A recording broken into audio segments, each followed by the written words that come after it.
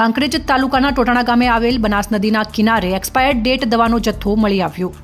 Expired ડેટવાળી દવા ખુલ્લામાં મળી આવતા ટોટાણા ગામના લોકોમાં આક્રોશ ફેલાયો હતો। આરોગ્ય અધિકારીઓને જાણ કરતા જથ્થો કબજે કરવામાં આવ્યો।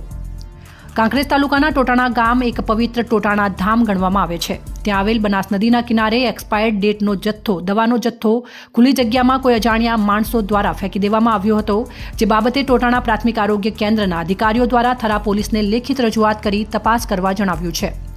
જોકે જ્યાં પ્રાથમિક શાળાએ આવતા જતા બાળકોને અવરજવર પણ રહેલી છે, તેમજ ગામના પાદરે ખેતરે મજૂરી કરતા લોકોને પણ અવરજવર રહેલી છે। આમ બનાસ નદીના કિનારે ખુલ્લી જગ્યામાં એક્સપાયર્ડ ડેટનો દવાનો જથ્થો મળતા ગામ લોકોમાં આક્રોશ જોવા મળ્યો હતો।